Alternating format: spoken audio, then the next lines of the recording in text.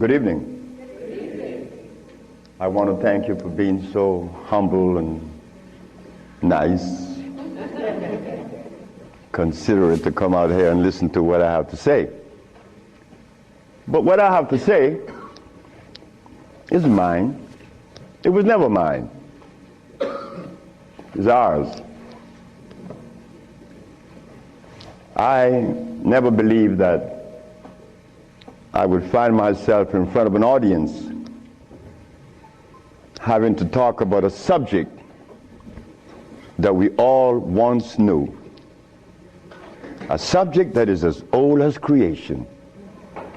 And if you want to see what I'm talking about, we have to just take a look at the zoo. The zookeeper doesn't feed the gorilla the food of the polar bear. Am I right? So how come we eat the food of everybody?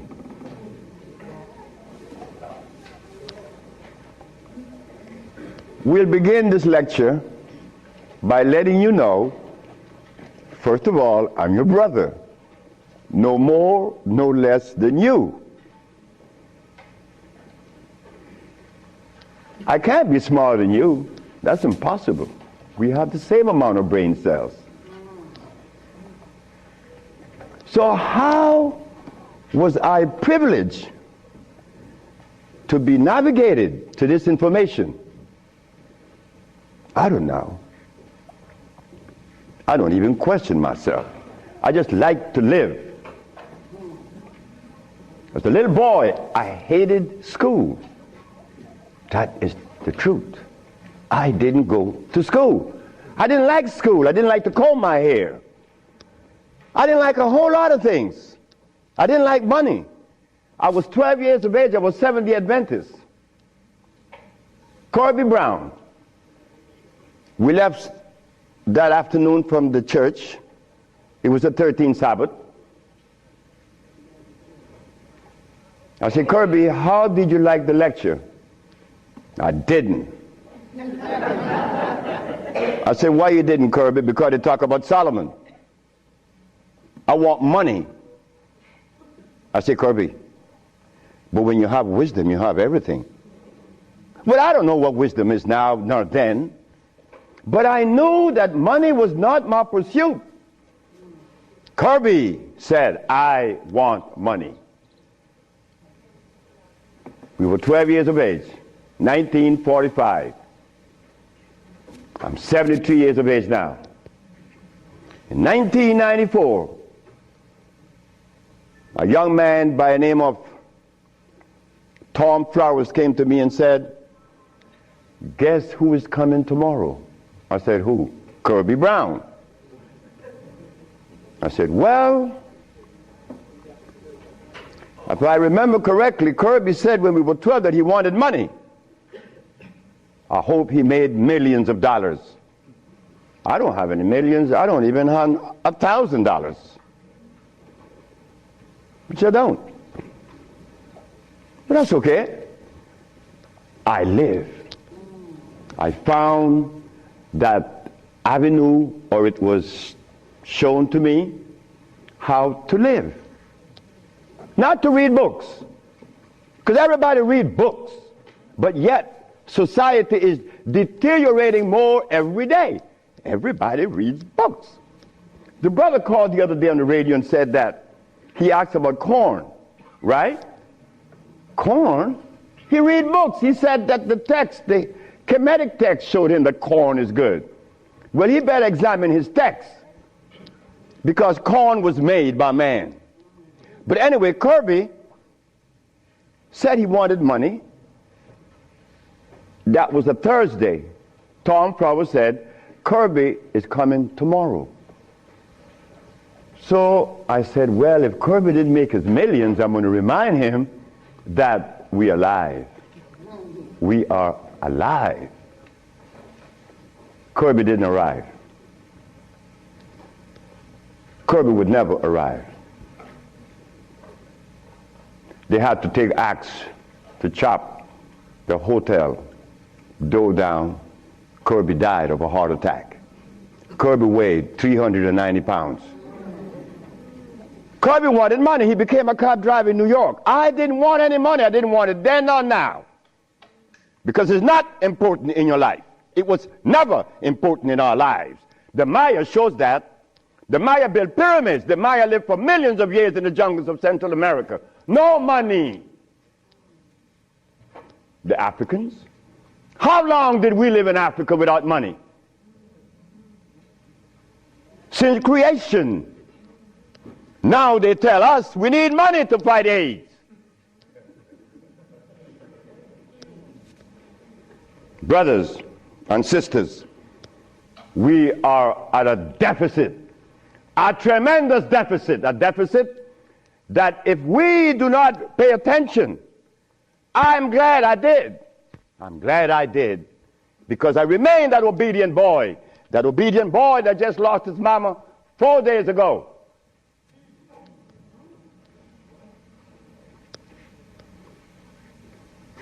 I listen. I listen. But to listen,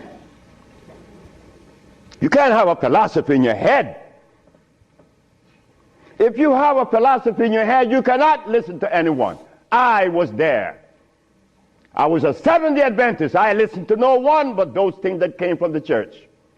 Well, if I were to listen to the church today, the Seventh-day Adventists, I'd be eating tofu. I'll be sick. You see? I'll be eating tofu. If I had gone to school, I would have become a medical scientist. I wouldn't have been able to cure AIDS, because they do not. They don't cure AIDS. If I had listened to all of the philosophies of Europe, I would have never been able to find the answer to the cure of diseases. But today, I'm going to share with you the African wisdom, the African brain, the African genesis, the African resonance, something that was never taught to us in the schools. Well, why should we expect the school to teach us something that would enhance our growth and save our lives? Why should the school teach you that?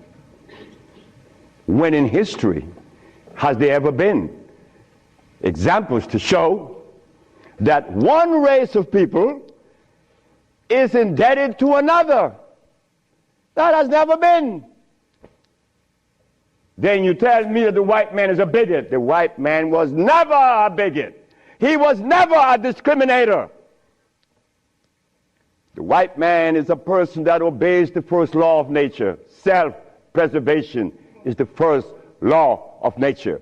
So the white man, whenever he proceeds to preserve his race, and we sit back and say he's a bigot, it's only because we have lost it and we don't even know how to get ourselves out of this mess. I'm one of them. I'm you standing here.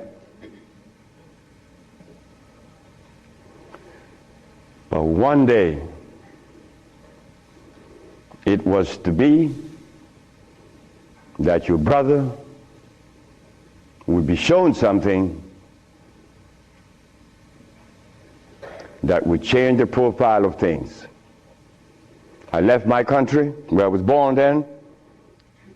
In 1953 to New Orleans, I became a merchant seaman. I was 20 years of age. As a merchant seaman, I became an engineer 5 years later. I'm a steam engineer. Don't ask me how I did that, because that's going to baffle you, because I've never been to school, and I don't read books. I don't read books now, nobody's book. I'm not even going to read my own.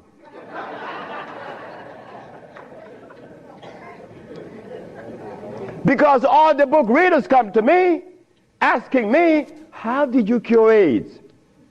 But that's like asking the gorilla, hey man, how come you keep yourself healthy without a hospital? How come you don't have any medicines? We'll begin. I became a merchant seaman right quick to take you through my life. Left Honduras without going to school, became a merchant seaman, became an engineer, worked for the County of Los Angeles as an engineer. While as an engineer, the County of Los Angeles something is to happen. Something is to change my life completely. First, it was a Mexican. The Mexican said to me, "You're dying." I said, "I know." "How do you know?" "Because I fell out going to the bathroom a Sunday afternoon, and I didn't reach the bathroom. I got up off the floor. Something must have happened between there and the bathroom." But I had gone to the neurologist, the endocrinologist, the jail practitioner in Russia, in England, in Germany, in France, United States. And they were people that knows what it is about. They had the great big books on medical science. But my asthma and my diabetes, my impotence was kicking. What happened to the books? They read books. All the physicians that treated this boy read books of all kinds. Nothing happened. I goes to Mexico, and the Mexican have a goat in his house. Every 5 words it was bad, bad. And I'm looking around. The Mexican said, "The goat bothering you?" I said, "No." "You're dying because you are disobedient." Then he brought the Holy Bible. "Honor thy mother and thy father, that thy days may be long upon the land." That's in the Bible, isn't it? But how could we honor our mother and our fathers when we don't even know what they were about? You don't tell that to an elephant, to honor his mother, because when he's born, he follows his mother and watch what his mother eats. Do you and I know what our mothers ate in Africa? We don't know, yet we dialogue. We dialogue on this level of intelligence because I know Plato, I know Aristotle, I know all about Diogenes, but you don't know what your mama ate. So everything that you talk about means absolutely nothing. So you see where they have us at a deficit? That's why we need each other's. Now, when I became an engineer, the Mexican said, "Stop eating. Don't eat anything." For how long? 3 months. I said, "Are you crazy?" He said, "No, you nuts." You ask me if I'm crazy. You've been eating garbage for 30 years. You've been eating garbage. And I'm going to remove the garbage for 90 days, and you ask me if I'm crazy. What was I eating? Hog maws, chitlin, neck bones, crackling bread, Lorne in New Orleans.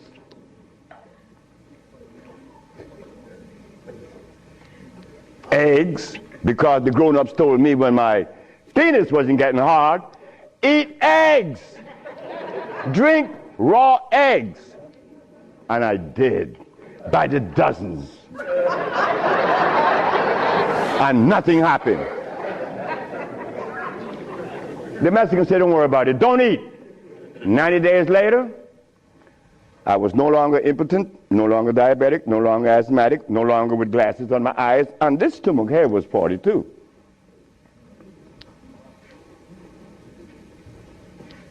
What happened to the science that the physicians were using, medical science? It didn't work, isn't it? But it worked with me. The herbs work with me. This Bible says,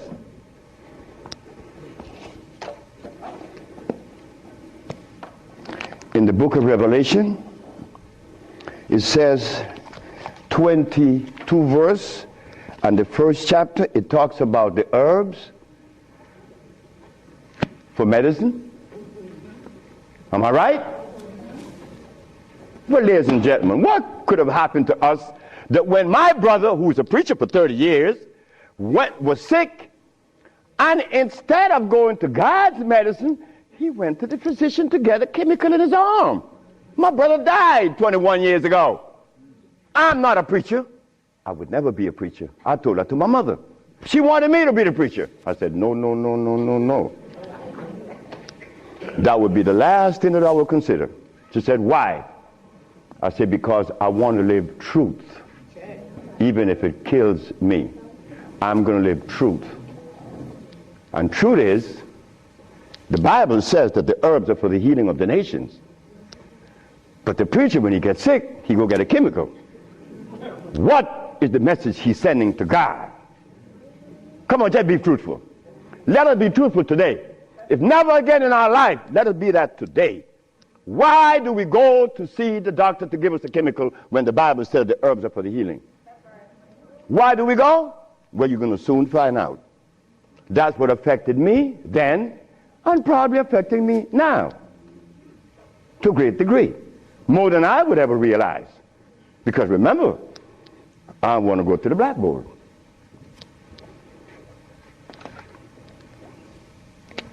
Roughly speaking, Africa.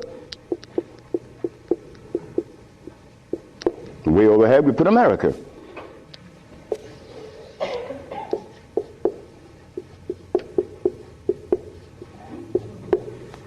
They are 4,500 miles. What happened between here and here? A lot happened. You see, when we were here, without the mathematics, without the ABC, without the sciences, when we were here, we had something to our advantage that we no longer have here. We are blind here. Here we weren't. We were seeing. Why? Because God provided us with everything we needed here. And none of it was comfrey or rice and beans. There were no tofu. There were no soy there. There were no cows. And there were no hogs, no chicken. There were no flour. Those things didn't come from Africa. You see rice and beans and flour and cheese and meat and the starch that you eat, they all came from right here, from a laboratory.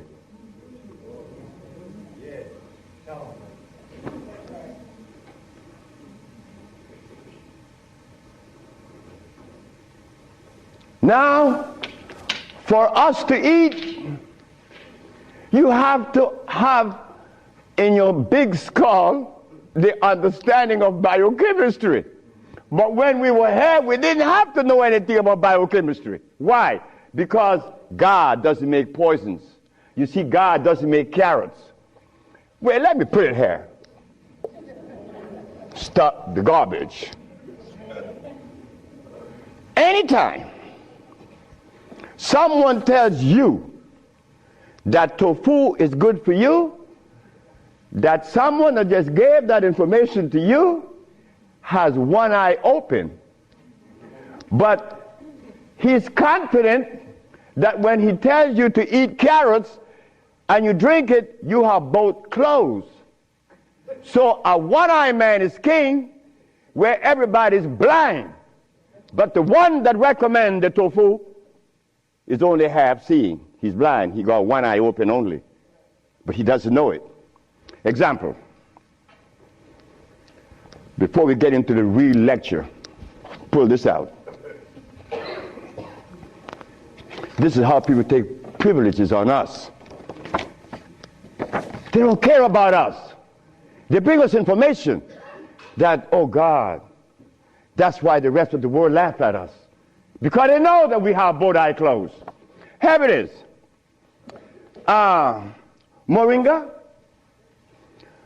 Moringa has 23 times the iron in spinach. Spinach has iron? No, because spinach, let me take my time because there's a whole lot of information. I don't want to jog it up. Anything that has a pH of 7 plus is alkaline. Anything that has less 5, 4, 3, 2, 1 is acid.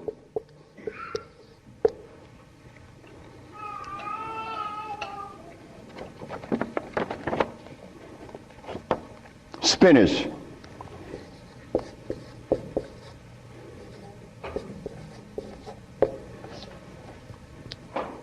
Acid. Why compare moringa with spinach? When spinach has a starch base, it has no iron. 7 times the calcium in milk. Milk has calcium. Well, I stopped drinking milk 42 years ago, and I could fall on my knees. You drink milk with moringa, because they said to mix it with milk and some pages hair, you're not going to fall on your knees at 73. You're going to leave your knees down there. 11 times vitamin A that you find in carrots. Carrots has vitamin A. Carrots belongs on the acid side of life.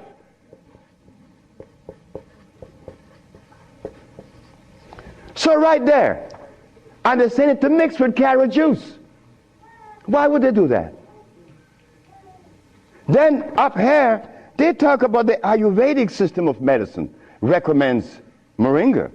The Ayurvedic is Indian. The Ayurvedic system of medicine recommends cow milk. The Ayurvedic system of medicine has never cured any disease, nor moringa, nor any other system in the world. You know what this is like? When Steven Seagal tells me to come to his house because he had a headache for 5 years. Well, I knew why the headache was in his head. It was removed in less than 10 minutes. He had the bottle and said, "This bottle is powerful." I said, "Yeah, powerful, huh?" He said, "Yeah, the headache is gone." You know, he's the Dalai Lama, right? He wanted me to go to Kathmandu. Kathmandu? I'm going to go to Kathmandu. To do what? Talk to lamas. Lamas for what?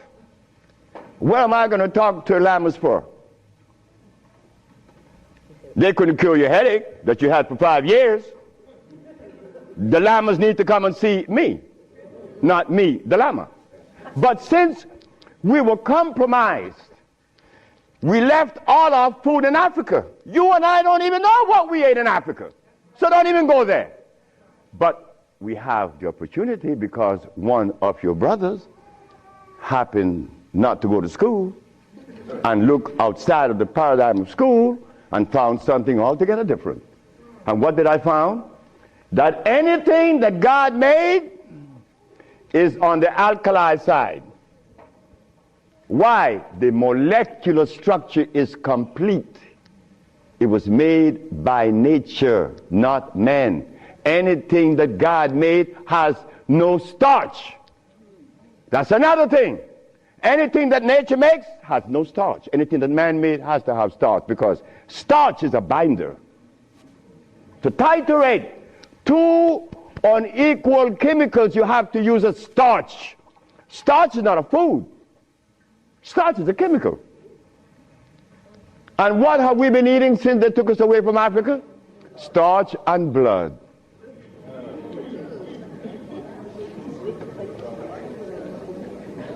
Starch and blood.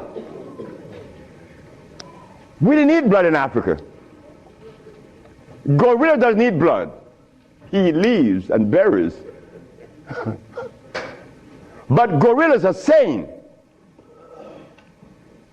They listen to each other, and they have a society well put together.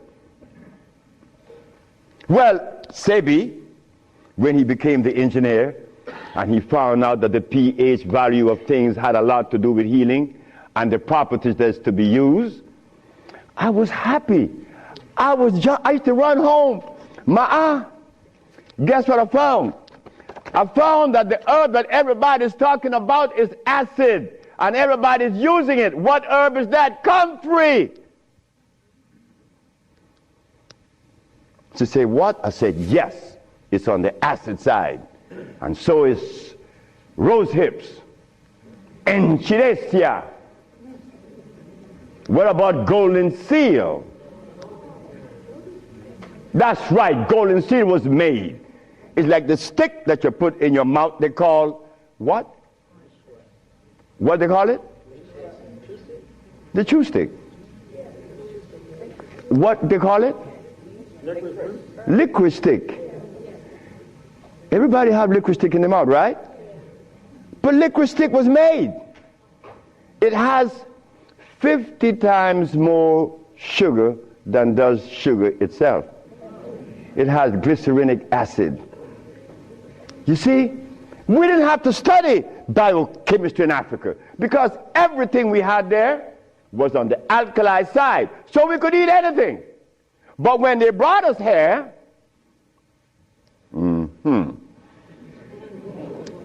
put some clothes on now. And after they put the clothes on you, come here, boy, you got to get in front of this classroom. You have to learn this ABC stuff. But hold it now. Gorillas doesn't take their cubs to be trained by polar bears. Gorillas train her own cubs. The gorilla way. But no, you and I, our parents couldn't do better. They had to take us to the school because they wanted to save us, protect us, because that's mother. Mother doesn't want child to suffer. So mother was shown that if child didn't go to school, and they'd be illiterate, and the society is made up where you must go to school if you want to buy a Mercedes. But in our society, school, what you mean by school? We don't have such animal. We build things. And those who've been to school can't even build the pyramids today. Not in Honduras, not to mention the pyramids in Mexico. They're 4 times the size of the pyramids in Egypt. Oh yes. I know Ben joking and didn't talk about that. But that's okay. Because he need help like I need help. We all need help. So the school that we thought was going to be so equitable, so useful, has become a deterrent. Because those that's been to school doesn't cure anything. How did I learn and I didn't go to school? Easy. We baby-aged kids, we don't die. Right? We do it. I'm not wiser than you. I may be more mischievous than you. I know that because I do some mischievousness that you would not believe. But anyway, as an engineer, I went to work one night and I began to test herbs. And I begin to see that all the herbs that you guys are using are acid, every single last one of them, except for burdock, yellow dock. They're natural herbs. And the other one, which is the red clover, that's a natural herb. They're alkali. They're very good. So I begin by compounding herbs from all over the world. And lo and behold, a blind man was killed named Mr. Fredericks. Then the Japanese, Fred Takashita's wife was killed of endometriosis. She had a baby. She was never supposed to have a baby. It's a white lady from Utah. My boss brought his daughter and his brother with ulcers. They were cured. The boss came to me one afternoon and said, "So you're going to leave me?" I said, "Yep." He said, "You're going to leave me? On your resume, you said that you didn't go to school. And the only reason why I hired you is that I was curious to find out how could a man have an engineer license, never been to school. I wanted you to fail. But instead, you did something that is extraordinary. Are all black people like you?" I say, "Brett Howell," his name is Brett Howell. "Are all black people like me?" I say, "I'm the dumbest." "Yes, they're all like me and more powerful than me." "But how come they're not doing what you're doing? You killed the blind man. You killed my daughter's ulcers. Could they do that?" I said, "They could do it better than me. But why aren't they doing it? Because they're afraid of you." I'm not afraid of God. I'm not afraid of the devil. I'm not afraid of anything, especially you. Because I don't live in fear. So I say, "Brett Howell, the black man of America is afraid of you white people because you guys made him afraid of you. And you should not feel good about that. It's not about me hating white people, loving black or hating black. It's about understanding. Nobody's going to help us but us. Nobody in this world, whether white, black, Chinese, or Arab, could help us it's impossible for them to help us. Why? Because they don't know us. They don't have our genetic predisposition. Look, as a Christian, I used to eat pork. Of course I eat pork, and I love it. But as a Muslim, I eat lamb, which is 10 times worse than pork.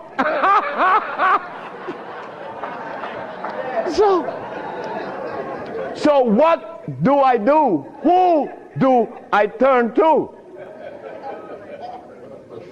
So after I quit my job, the boss said, wait just a minute, because I think you're crazy.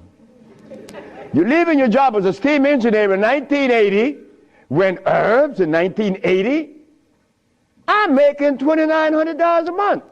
I'm going to leave my job with 10 years seniority to come after some herb that you didn't like. Why did I do this? I had to do it. It wasn't that I could see that far. I can't see beyond my nose. Talk about years ahead. But I had to quit my job. And I had to question myself, why am I doing this? But I did. And 1980, the boss is looking at TV, 1987, on the 10th day of February, and he see CNN, Alfredo Bowman, a.k.a. Dr. Sebi, is arrested for practicing medicine without a license, selling product not approved by the FDA, and claiming to cure AIDS and other diseases, which is a fraudulent claim. The boss saw that. The boss' wife is in the bathroom because he told me the story himself. He called her out, come and see the man that's arrested. If he says he cure AIDS, I know he cure AIDS, because Bret Howard knew that I would never compromise myself to a lie.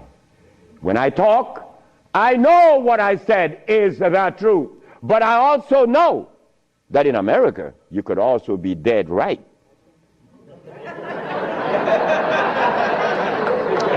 But it doesn't matter. It does not matter. I'm 73 already. They kill me tomorrow, it's all over with. I rather reach 73. My brother, who was a preacher, he only got to 50. But I stuck with you, the black woman. That was my success. You, the black woman. I always kept my eyes on you. Nobody else, not the maid, because I'm one. We don't do nothing. We can't do anything. We need you. Because it is you that held our hand. It is you that breastfed us. My mother breastfed me for only 4 years. But that was sufficient.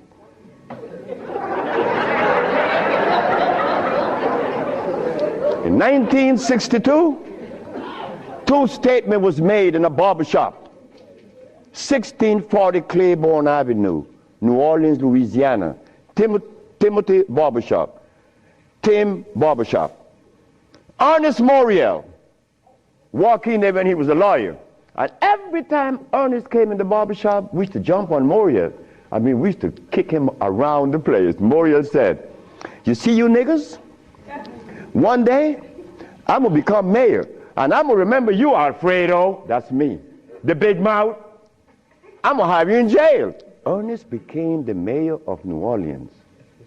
I was in Los Angeles, and the most hurting thing in my life was when I heard that Moriel had passed with asthma, a disease that I used to suffer with, that I was cured of in Mexico, and that I have addressed so many times.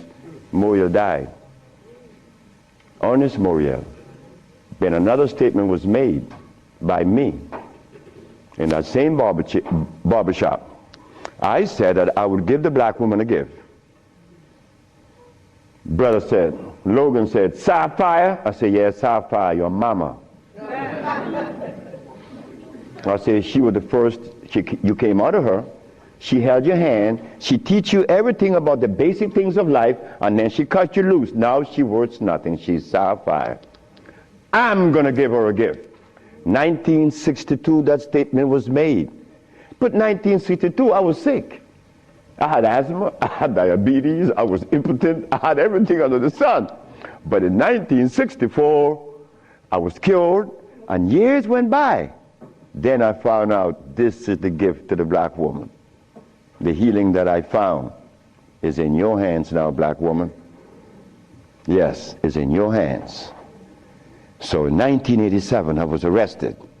And while I was in jail, I was the happiest man in the world. Because when I was 40 years of age, I was going to work, and I passed by Miss Louise Wright's house on my right, and I made a statement: I'm going to help humanity. And here it is. 1987 is the showdown. I was arrested. All of the people in New York that were healers, I don't need to call their name. They said, yeah. They got the big mouth. They were angry at me because I put an ad in the Village Voice and the Amsterdam News and the New York Post. AIDS has been cured by the USHA Research Institute. And we specialize in cures for leukemia, sickle cell, impotence, blindness, cancer, and others. Well, after all, I did it. Shouldn't I advertise it? You should be glad your brother's doing that. Because now you have a chance to share in the bounty, right? That's the way I felt. So I'm in jail and I'm wondering, how is the American Medical Association going to escape from this one? You see, in the past, herbalists, when they talk, shh, gotta be quiet. Gotta talk under the table, because the physician may get you. The FDA gonna get you. But we seem to forget the one basic thing. When they remove us from Africa, did they bring our food with us? Did they? Well, how could the FDA have such kind of power over us now? Come on now, just wake up to it. So I stood in jail thinking, how am I going to do this one? This is going to be a heavy number, but it's nice because I wanted this moment. I wasn't going to back down. What you mean, back down? I'm representing some black woman. I never had a father. I never had a man in my confines to tell me something. No, I never had a stepdaddy.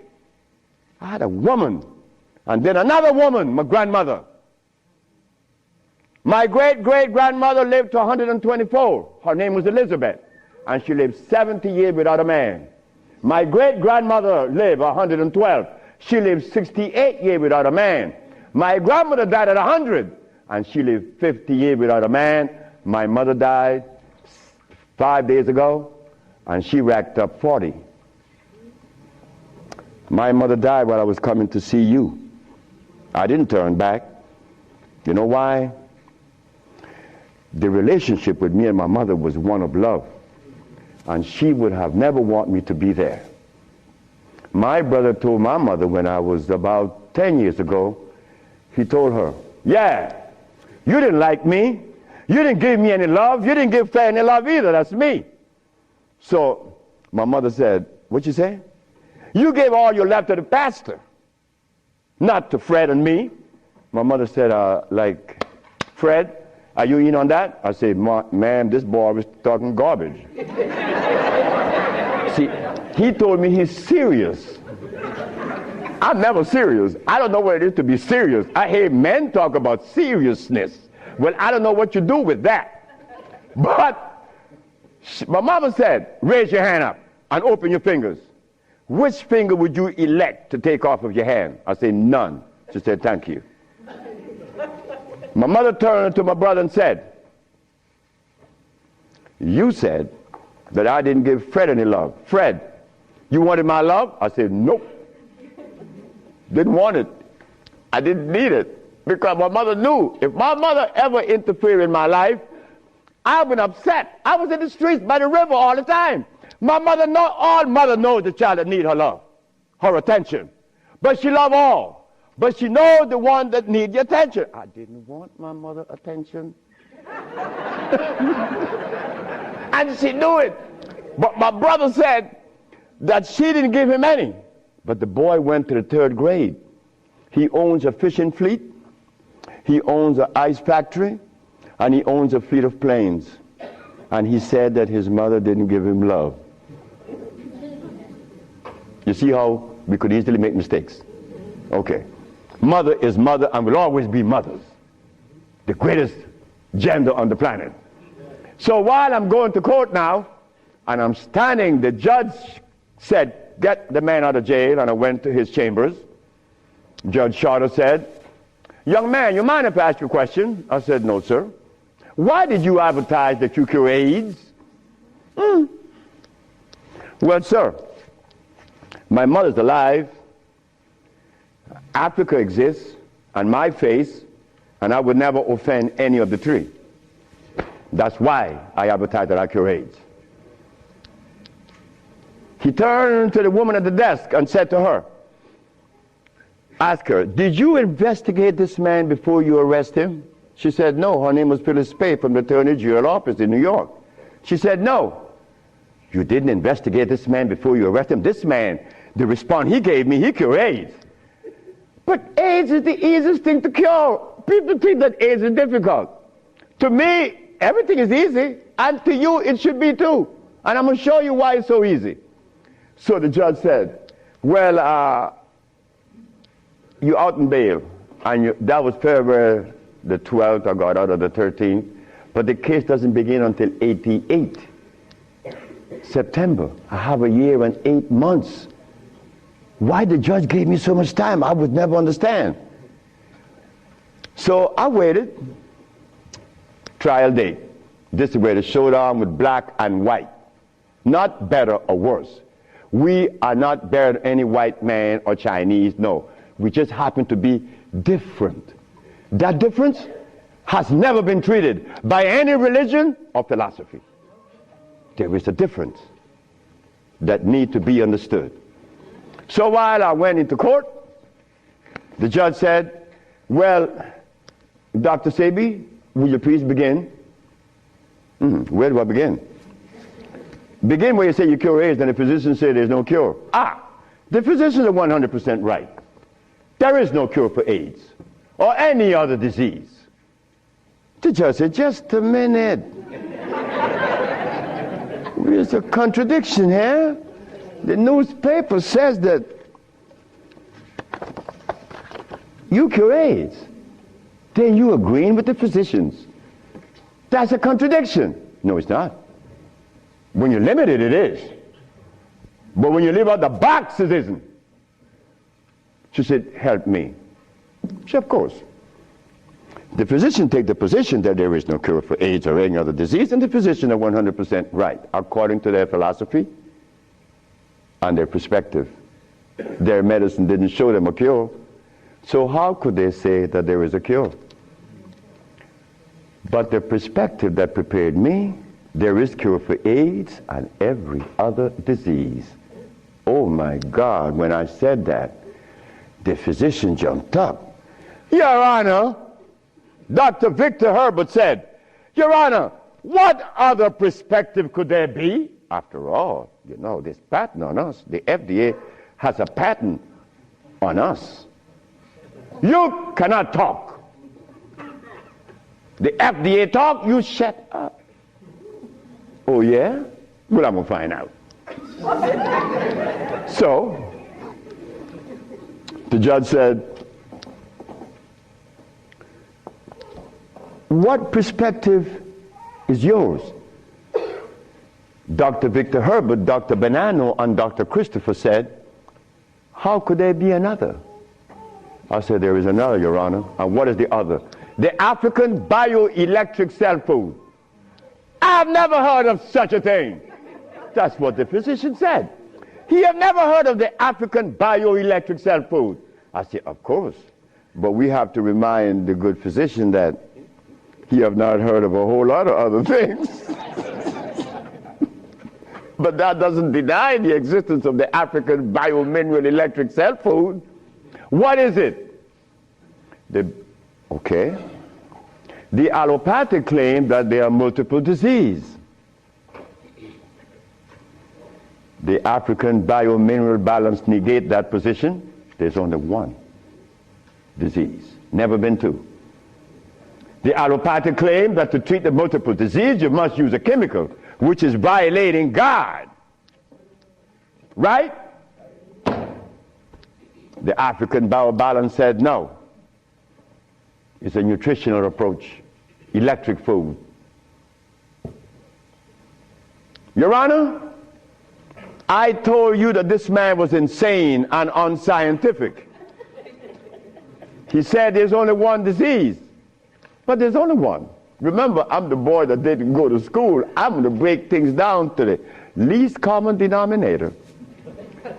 When I was a steam engineer, I found out that in a machine, thermodynamics I'm talking about, or an automobile, the only thing that could cause this machine to go bad is what? Short circuit, obstruction, overheating. The same thing with the human body. So what did I do? I put compounds together that would cleanse the human body of what? Of mucus. In so doing, AIDS, sickle cell, lupus, herpes, blindness. But it sounds too simple, right? Well, that's not my fault. They have complex things, and then they deal with the complexity. And boy, that's a job. But with us, on our journey from Africa to America, it was easy because the slave master had a ship and brought us over. But getting back to Africa, we get confounded. We can't go back now. We don't know how to go back. We better not even go back. Because when I tried to go back, this is what I did. My first trip with a passport was to Kenya. So I went to Kenya and they said, where your passport? I said, I have no passport. I said, I was taken away 500 years ago. I'm back.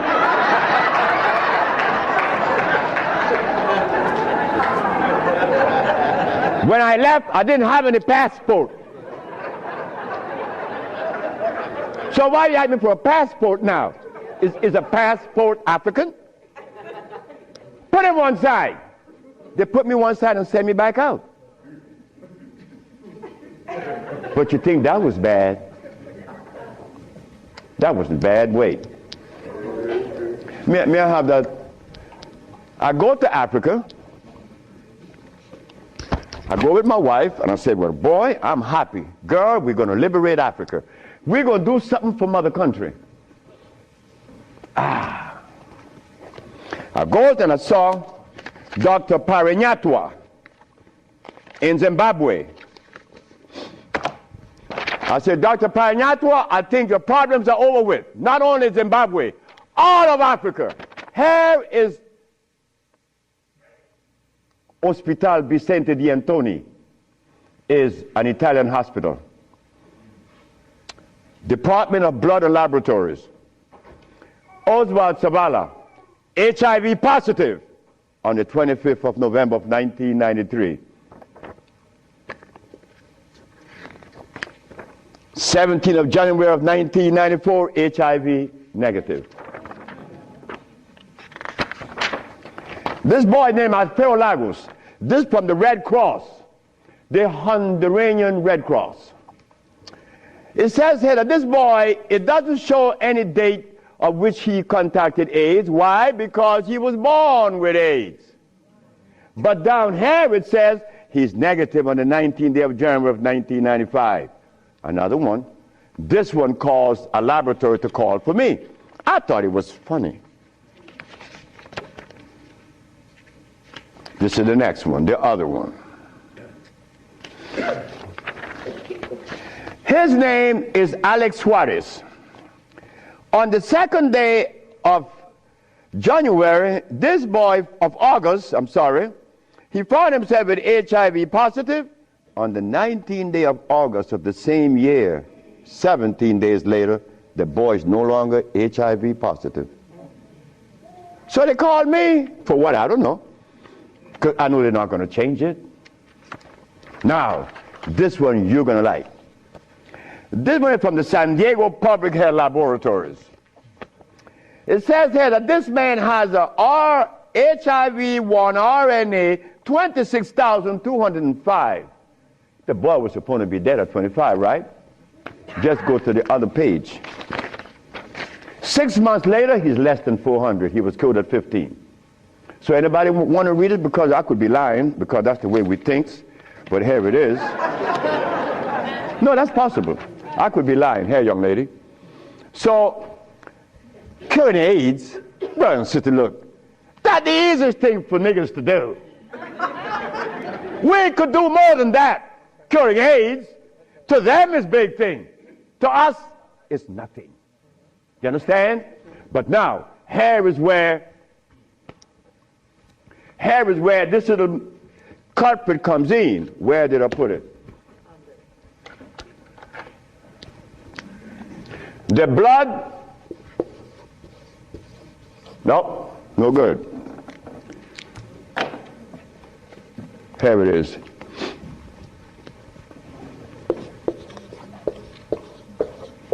Blood and starch.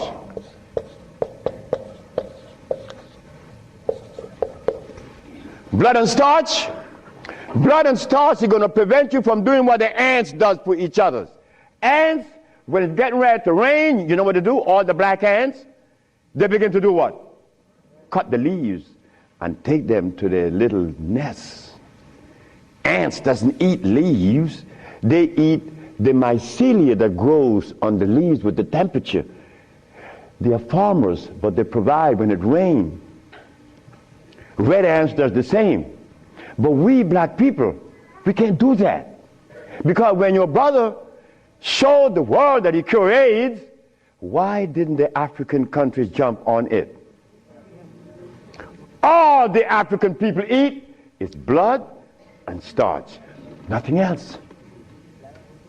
But that is the Africa that you and I dream about. The Africa that we want to save. The Africa that we all love. I found out that there is no president in Africa that is interested in the cure for AIDS. Not one.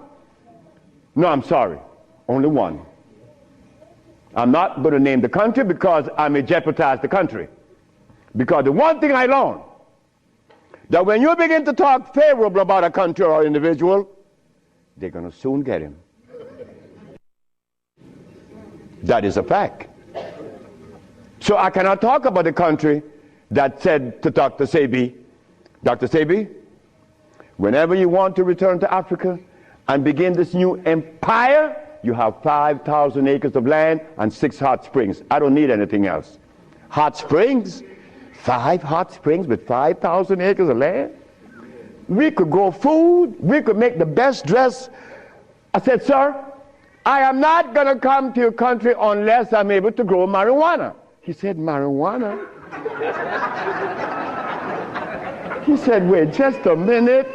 He said, I can't do that. I said, well, the compounds I've been giving your nephew that was autistic, that now is talking, was marijuana. And as for you is concerned, when I came here, you weren't walking. You were dying. Now you're running up the steps in the presidency. Yes, marijuana. That's a God's product. That's not cigarettes. You see what happened? My brother used to smoke cigarettes, but my brother didn't know that the tobacco that he was smoking was artificial. God didn't make that. But marijuana, God did make that. So it must have been a good reason why I was told in school that everything God made is good. Well, I know that. I live that. And I always will smoke it for as long as I live. Why? Because I have that right. I have that right. It's not everybody that uses it, from autism to arthritis, is cured, because everything that God made is good. So as I go to Africa, all happy,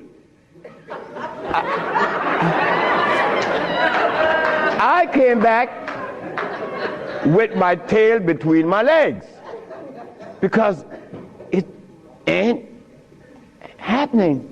It ain't gonna happen. They're not interested in that. But the one thing I noticed today and yesterday, and you may have heard it, President Clinton and Sanjay Gupta, they found the end of AIDS. How could they find the end of AIDS when they have not found the end of diabetes, the end for sickle cell, the end for any disease? But they're going to tell us that they're going to bypass these lesser diseases and jump on the major one, and they got the cure for it.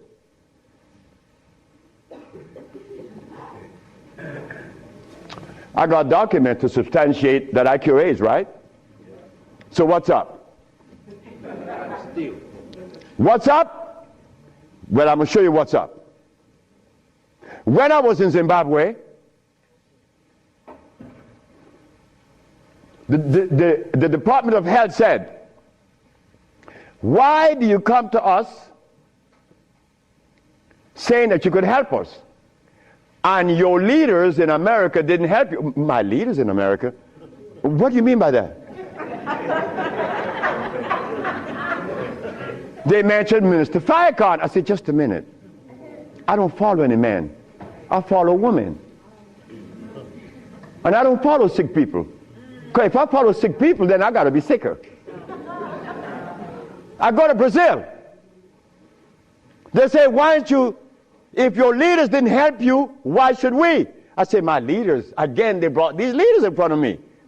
And they mentioned something like Al Sharpton and Jesse Jackson. I say, oh God. I say, why you all ask me about these people?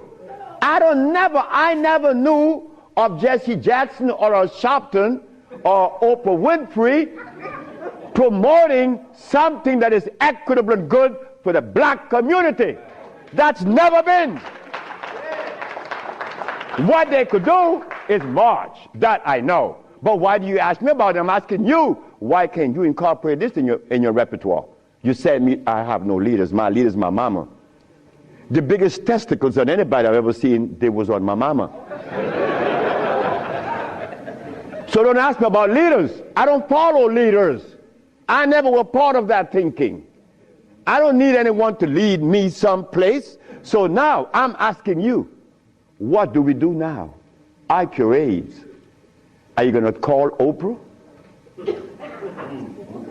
You don't need to. She could advertise 1 million pieces, broken pieces, right? But that's fine.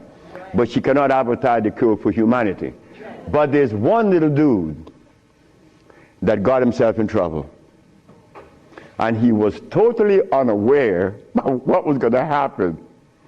This little dude, I'm home with my wife, enjoying myself, a Sunday afternoon, looking at TV, somebody threw a rock on my window.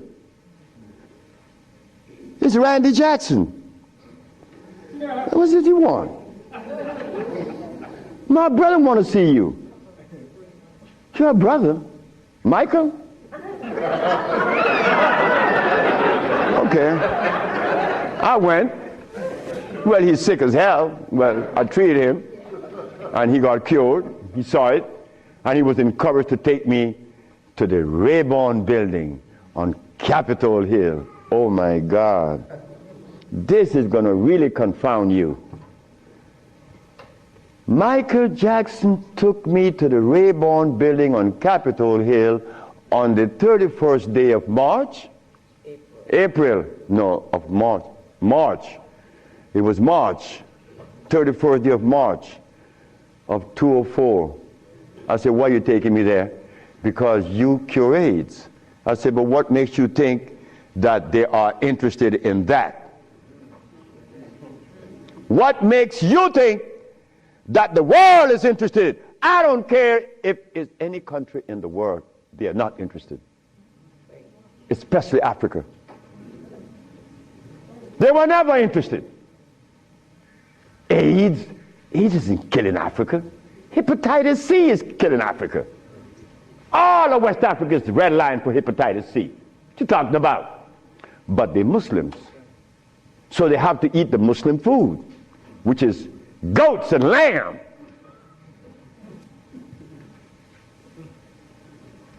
Go tell them that the Arabs played a trick on their brain. You cannot do that. Me,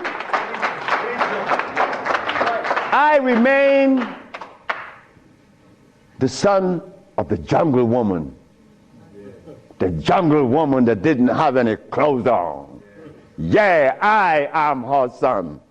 I stuck with her and she liberated me. You have to hear this. One morning, I woke up and I heard the music that was playing. You know how you turn your radio on and you're sleeping, but the music on the radio would influence you, and you dream that you're seeing the artist that's playing, right? You have had that happen to you. This morning, I'm listening to John Coltrane.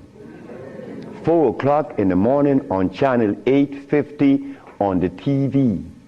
I'm sleeping, and I'm hearing John Coltrane playing Interstellar Space. But then something was happening while this music was playing. I was looking at a black woman doing this from behind a tree. I woke up, and I didn't know how to interpret that dream. But then I was leaving that morning for Los Angeles. As I got to the airport, the governor was there.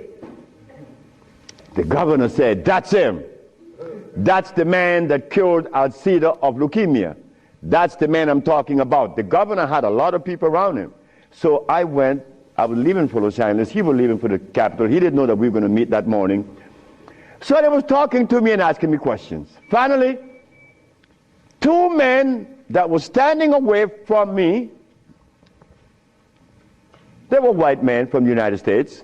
They came up to me and said, "Well, we have heard of your miracle cures."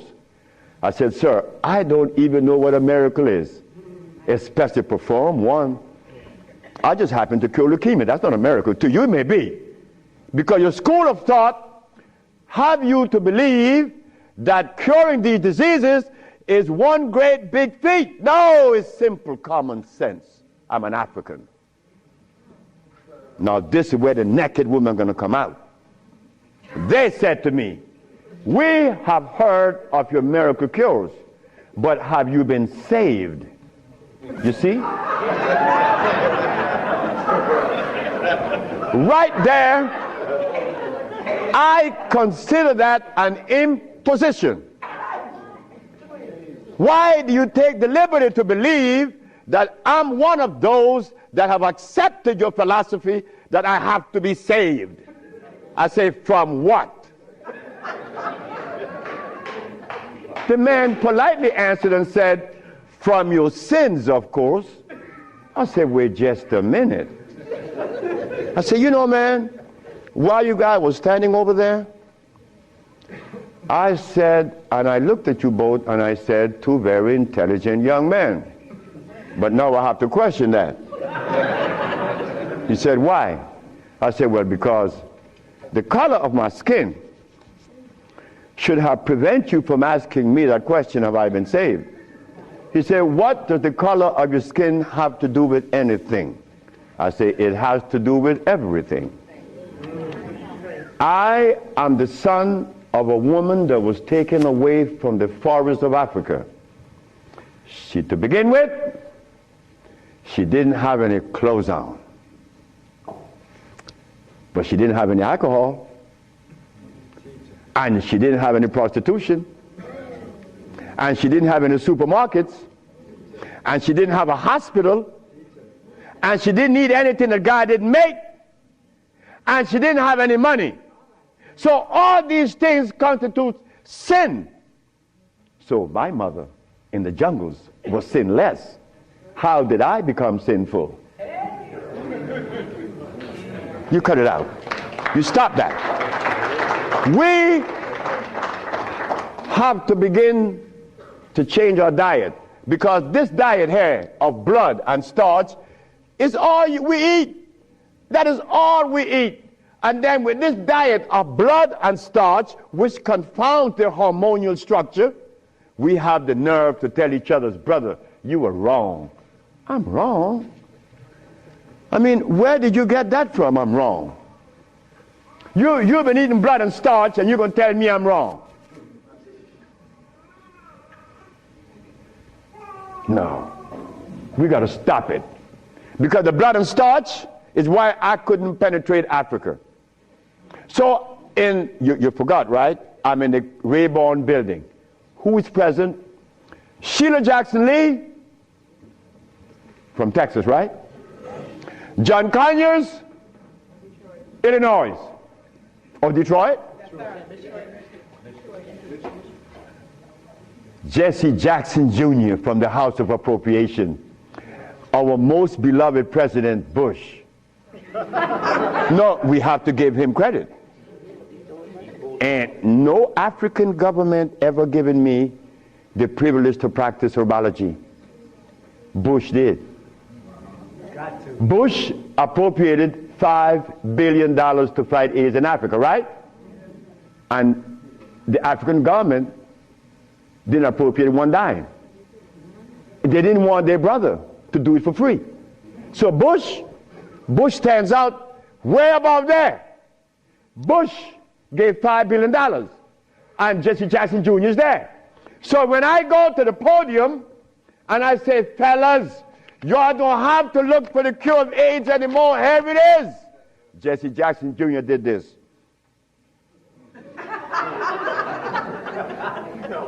I said, I'm going to talk about this. I have to write about this in my book. Because you, not me, but you and I believe in the leaders. We hope that they could do something, right?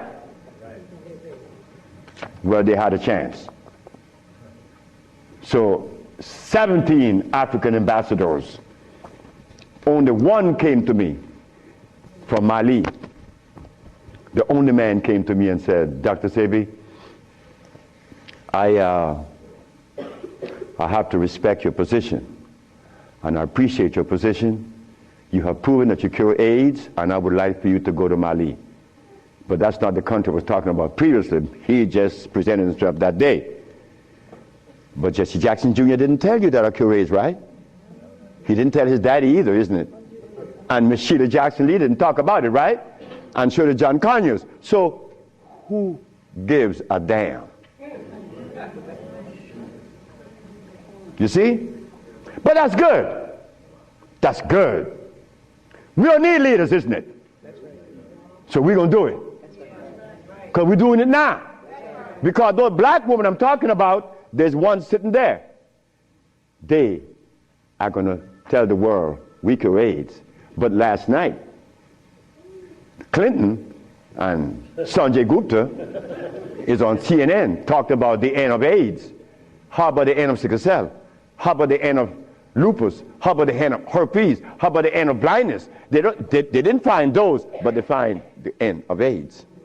How is that possible? Are we going to buy that too? Are we going to let them continue to say that there is no cure for AIDS when your brother is curing it? So we are guilty. We are the one that's guilty, not the leaders, because they're sick. All the leaders are sick. You can look at them and tell they're sick. So we have to forget about the leaders, right? So which animal in the forest follows a male? None, right? They all follow females. So how did we begin to follow males? I mean, that was the most, look, the one thing I wanted in my life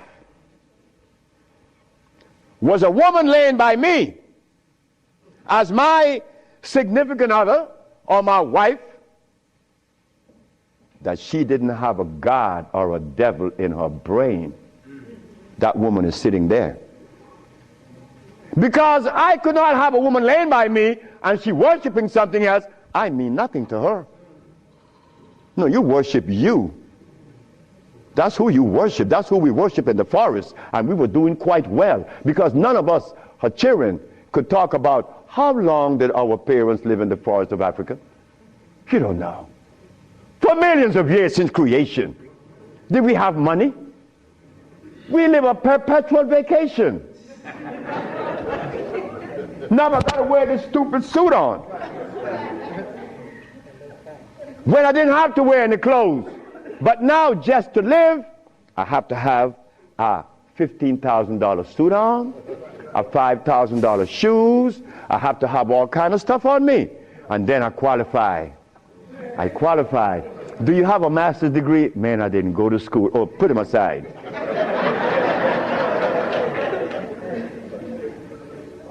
So in essence, there's no one on this planet that is interested in the cure for any disease. None of the leaders, none of those who are talking, they are not interested. It was simple.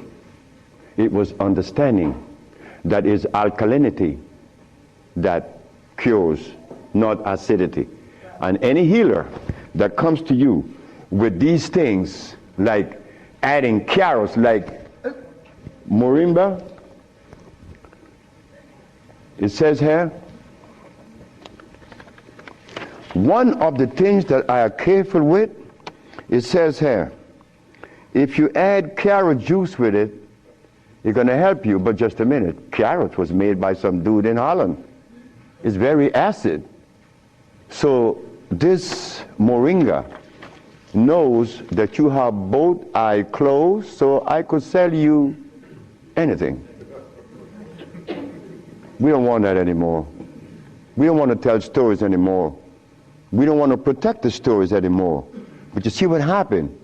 When you have been healing or call yourself a healer for 20 or 30 years using comfrey and rose hips and recommending tofu, and someone come on the set and says that you may not be quite right, man, you get off there. You begin to get crazy. You begin to go crazy on that person because you have invested 30 years and people know you, and now you can't turn back and say, I was wrong. Well, I was wrong. And it was one little lady, 94 years of age, named Mrs. Holloman. I was along with the rest of the healers. I was reading these books by Jethro Kloss, Alma Hutchins, Indian Herbology of North America, Myers, Christopher, also this other named Shooks. And they all have calcium in it, so I had to believe that, right? And I went to Mrs. Holloman. I said, Mrs. Holloman, you got to drink carrot juice. She said, sit down, boy. I think you're crazy. I think you're out of your mind. I'm 94 years of age. I don't wear glasses. I don't need you to come and tell me to drink carrot juice because I know that carrot is a poison. I was in Rattan, the island of Rattan, and a woman was listening to me talk, and she asked me, what is the best breakfast in the morning? I said, I don't know. She said, a glass of hot water. I know she was right. The sister was right. So in essence, all of the hoopla about AIDS was just noise. We've been curing AIDS since 1984. Why didn't you know about it? The media didn't let you hear it, right? Jesse Jackson Jr. didn't talk about it, right? Well, I think in the book I have to mention his name because this is what's happening. They're lying to us. And we have to stop it. We have the cure for every disease in the world. We, the black race, is responsible. Not the white, not the Chinese, not the Arab. The Arab need help. They need help now. All Arabs need help. Because there's no way in the world where you find the highest incidence of eye problem like Arabia. Because they eat lamb. But could you go and tell an Arab to stop eating his lamb? It's like going to tell someone that uses cocaine, stop. Then you're crazy. Like going to Africa and tell a Maasai, hey Maasai, you only live 47 years, man, and you're going to die because you're eating raw blood and starch. He's going to chop your head off. And he should. Then we go to Guinea And my wife came to me running. She said, the young man in there with his wife, he's 19. And she's complaining he's impotent. At 19, she said, yes. My wife came with it. What happened? We asked the boy, what does he eat? He eats cassava. Cassava.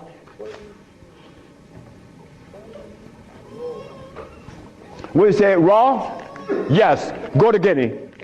It's a what? Cassava.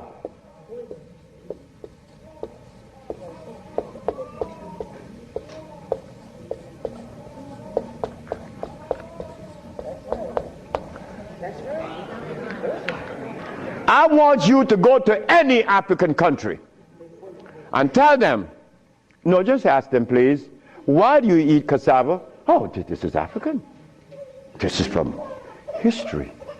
Hey, African, I know you've been bamboozled too, because cassava is not a product of nature, nor of Africa. Cassava is a starch that needs the aid of a man to grow it. Cassava cannot grow by itself, and it has cyanide. But the cyanide has already affected the brain. He cannot think for himself. It's like talking to a Haitian or a Brazilian. In fact, the only country that I have ever visited that have people dark like me, but nobody in Brazil is black. Brazil.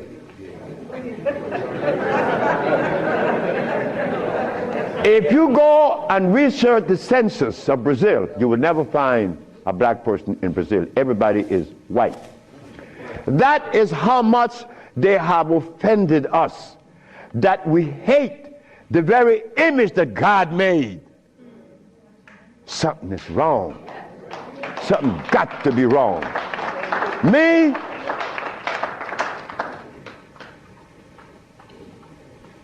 I was a very good Christian, and a very good Muslim, a very good Buddha. And I wanted to join the, well, I don't want to mention it. But anyway, I was a good everything. But what I found, that they were feeding me the wrong food. And I had to deny all of them because they feed us garbage. There isn't a religion in the world that have fed the black race in America or anywhere in the world the food that is consistent with their cellular predisposition. So if you, my religion, is feeding me the wrong food, then what is the message you are sending? It's like putting gasoline in a diesel car. You would not get to South Philly. No, you're not. It's not going to run right. But we're eating starch and blood, and we want a dialogue. Dialogue based on what? I mean, come on now. We are the remnants of what world? Let us try to bring it back. We can't challenge each other's. The only thing we have to offer each other's now is love. But to get to that point, a sister told me the other day, because I made a statement in the church, a brave woman stood up and asked me, Dr. Sebi, what have you learned from the entity that you are forwarding to us now? What have you learned from it? I learned to kiss everybody's butt. And I meant that. It came out that way in the church. Well, I had to give it that way, because that is the way it came to my brain. I kiss everybody's butt. It's easy. You see, it makes it easy. When you start kicking it, somebody's going to do something to you. And when you start kissing it, they reward you. So this sister came to me, and she was very smart. She said, do you literally? I said, drop your panties.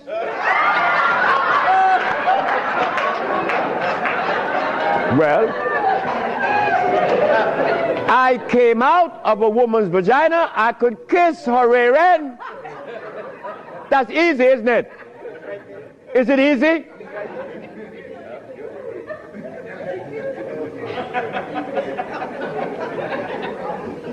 See, I have no what you all call shame. I don't know what that is. I'm not serious. I'm not ashamed. I'm not a man. I'm a male. Beyond that, I don't know. You guys are men. I'm a male. I stay there. It's easy. So brothers and sisters, look. The deal is this. We have the cure for AIDS. Now you're going to get a chance to ask questions. So ladies and gentlemen, I want you to ask whatever question comes to your brain. Feel free to ask. I mean, please, don't you hesitate. Don't you feel that you have to restrict yourself. I know Brother Adis is here. He may ask a few. I'm glad to see the brother. You know, Brother Adis is a brother I've been knowing for years. Stand up, brother. When I saw the brother the other day, I was very encouraged because the brother looks good. Yes, sir. I appreciate the brother. The brother looks good. The brother, I remember him and Sultan and Kwasi in New York. I would hope that Kwasi would come. And a bunch of other brothers. It was a bunch of us brothers. We were in love.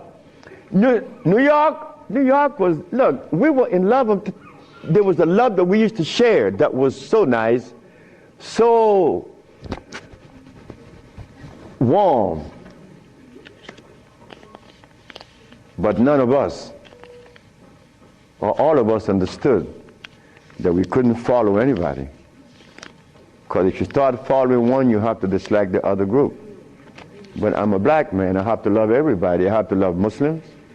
I have to love Buddhists. I have to love Christians.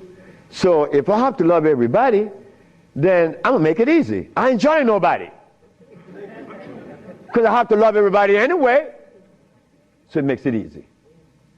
So now we go to the question. The sister and then you, another, yes. Good afternoon. Is it necessary to circumcise the male child? Again, sit down. The sister asked, is it necessary to circumcise the boy, the male child? Well, who started that? Europeans. Who? My last little girl was born. I said, I told her mother, if this child is born and I'm not here, you will not cut the navel string. Okay? You understand? Listen to me now, Fanny. You will not cut this baby navel string. Okay? And I'm going to tell you how to do it.